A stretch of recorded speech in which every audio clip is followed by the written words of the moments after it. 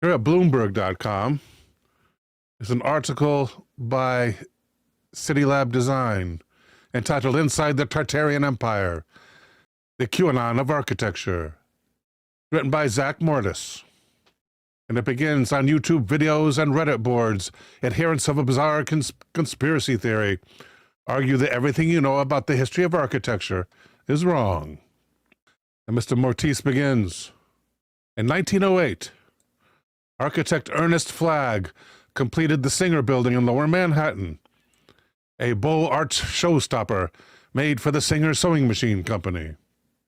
From a wide base, a slender 27-story tower rose, topped by a mansard roof and a delicate lantern spire.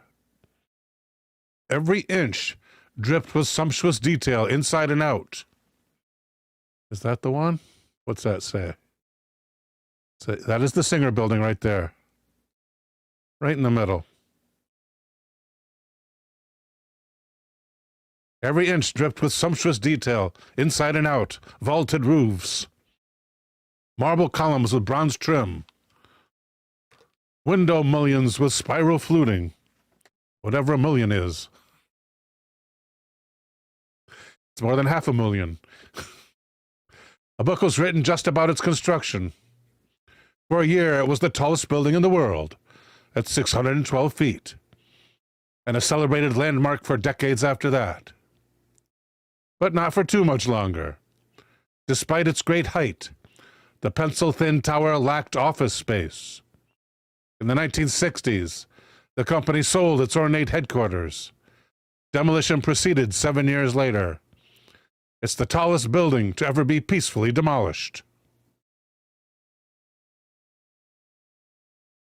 By any account, it's a fantastical tale, one of the tallest buildings in the world and a New York icon, knocked down in a handful of decades. For some, it's too fantastical to believe, or perhaps not fantastical enough. A dedicated group of YouTubers and Reddit posters see the Singer Building and countless other discarded pre-modern beauties and extant Beaux-Art landmarks as artifacts of a globe-spanning civilization called the Tartarian Empire, which was somehow erased from the history books. Adherents of this theory believe these buildings to be keys to a hidden past, clandestinely obscured by malevolent actors. Who, why, and to what possible end? As in many other more high-profile conspiracy theories, this Baroque theory does not offer much in the way of practical considerations, logic, or evidence, but it is grounded in some real anxieties, pointing toward the changes wrought by the modern world in general and modern architecture, and rejecting both. Tartarian-themed content is produced for YouTube videos that get picked over on Reddit. In the subreddit Tartarian Architecture Sub, which began in 2018, they have 3,300 members, though not everyone who posts and comments appears to be a true believer.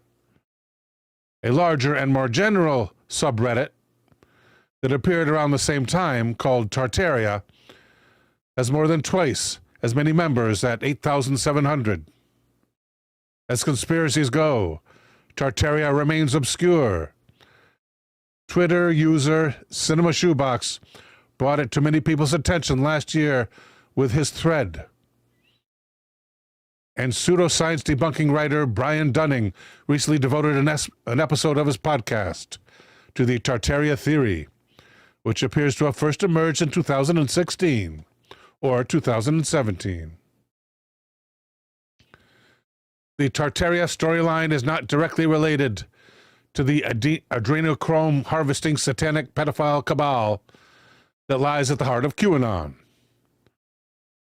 the conspiracy theory that crashed into the real world in 2020. But it shares some of what Peter Ditto, a social psychologist at the University of California, Irvine, who specializes in conspiracy theories, calls QAnon's cafeteria quality. There is no overarching narrative, no single authorial voice, interpreting events. It's a gusher of speculation. Adherents can pick and choose which elements they want to sign on to. The overall premise is an alternative history. A vast, technologically advanced Tartarian empire emanating from north-central Asia, either influenced or built vast cities and infrastructure all over the world. Tartaria or Tartary, though never a coherent empire, was a general term for north-central Asia.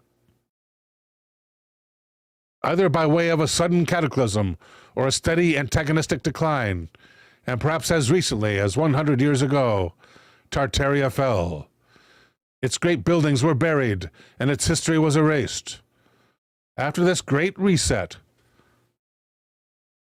the few surviving examples of Tartarian architecture were falsely recast as the work of contemporary builders, who could never have executed buildings of such grace and beauty, and subjected them to clumsy alterations. Joachim Skar, a 26-year-old Norwegian who runs the Tartarian Meltdown YouTube channel, says, "I think that it was one worldwide civilization. It was all based on unity, oneness, peace, love, and harmony, which we do not see in today's society. There's an arch-traditionalism present in the theory as well. The pre-modern buildings that we venerate are sometimes said to be more than 1,000 years old. The same people that built the Capitol in Washington built the pyramids in Egypt, according to Skar." Reached at his recording studio, Skar, who works as a plumber, is neither architect nor historian, but he has strong opinions on both disciplines. He says we have two very different types of architecture. There's modern architecture, with the name brutalism, which he describes as square concrete boxes designed to be produced very fast, very cheap, and very effectively.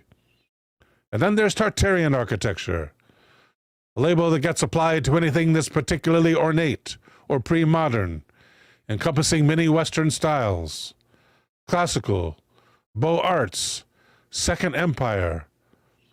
The term is also used for some non-Western structures, like the Taj Mahal, structures that seem geographically or culturally dislocated, like the Beaux Art commercial buildings in Shanghai's Bund district, are particularly attractive to this theory, as are those that are impressively massive, like the pyramids of Egypt or the Great Wall of China, built, the theory goes, by Tartarians to keep the Chinese out.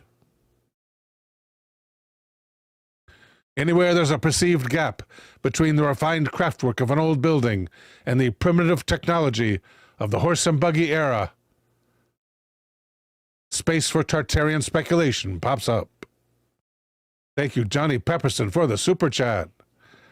Johnny says, "I don't just doubt history because of possible conspiracies, but also I'm afraid that some of the conspiracy theorists got it wrong.